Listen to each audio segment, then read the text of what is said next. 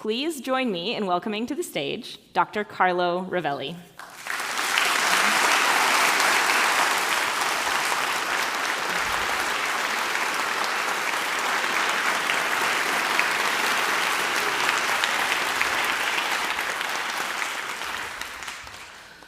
Wow, full house. I can't see a single empty seat. Well, thank you all of you for being here, and thank you, Emily, for this wonderful, too kind introduction.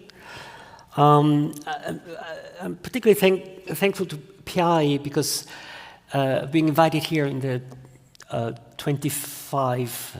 quarter of a century of PI. I've been here for back and forth, but for all these 25 years. I was here at the very beginning. In fact, I was even here before the beginning because I participated to the early discussions of how to create a new institute. Was a great experience. Was fantastic. I remember this first years, not in this beautiful building. It didn't exist at the time, but on the sort of red brick tower in King Street in Waterloo. There was Rob Myers, of course, who's been later director, Lee Smolin, who's one of the inspiration forces of the birth of PI. This fantastic spirit of create a completely new research place where imagination, intelligence, freedom of research could run free and fine. And 25 years later, here we are. This great, fantastic place, which is PI. So thank you for existing, PI. I'm told the scientists are allowed to do what they want, so I just take advantage of it. So I'm going to talk about black holes, but let me start by putting this into the big picture. And I want to start from here.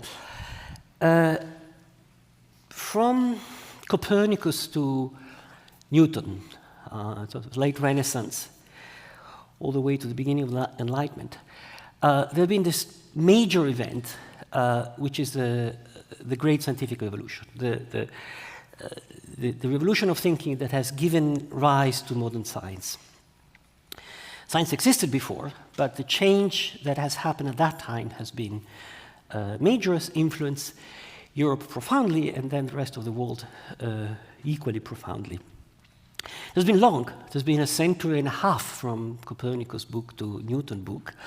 And during that long revolution, our way of thinking about humankind way of thinking about what is reality, what is matter, what is space, what is time, what are things, how things happen, have been changed very profoundly.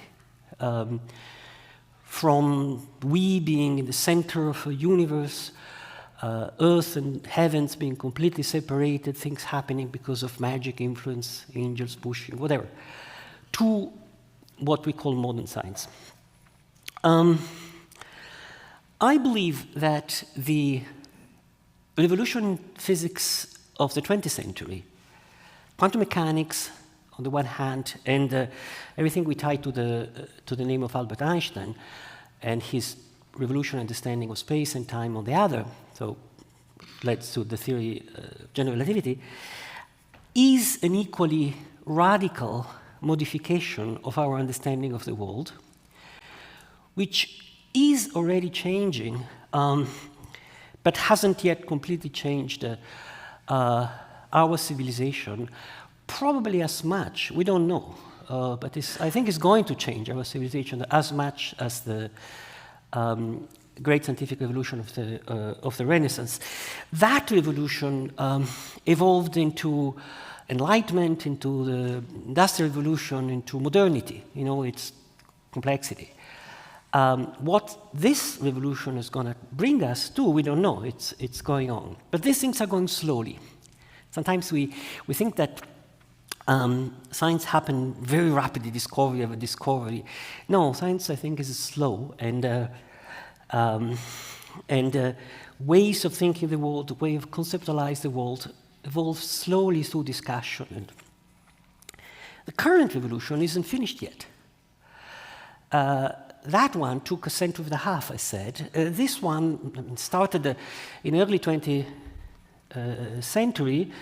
Quantum mechanics is in the 20s, 100 years ago. We're celebrating also the 100 years of quantum mechanics this year. And these two theories haven't been yet combined. So we're really in the halfway to the woods in this change of rethinking the universe.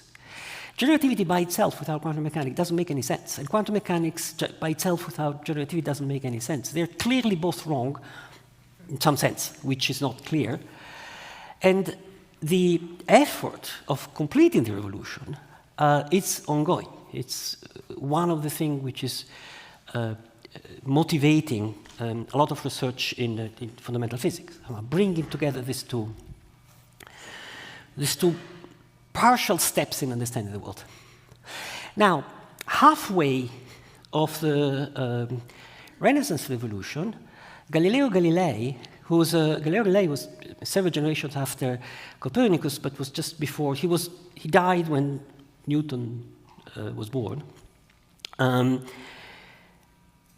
Galileo Galilei is a towering figure, perhaps one of the greatest, maybe the greatest with Newton, of the characters of that revolution. He contributed in all sorts of manners. He invented experimental physics, mathematical physics on Earth. I mean, invented all sorts of things. But one of the most impressive things he did is, if you have been to the exhibition, of the Galileo exhibition, a couple of rooms that way, was to use the telescope, was recently invented, to ameliorate it and start a campaign of observation of the sky, which opened up marvels in the sky, the satellites of Jupiter, the ring of Saturn, the phases of Venus, the craters on the moon, the spots on the sun. I mean, he just saw things out there that nobody had seen before. And that had a huge impact. In fact, very rapidly had a huge impact, because a lot of people looked through the telescope and could see what he was saying. Some people wouldn't see, tried but couldn't see anything. But some people would, a lot of people would see. And his books, his impact was enormous. Why? Because, I mean, this humankind opened a window and looked out and found new things, okay? And these new things,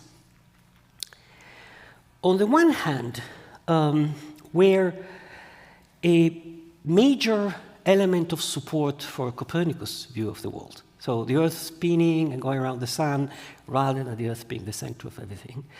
Somehow they were fitting much, much better with the Copernicus view than the Ptolemaic view, the previous view that was in place for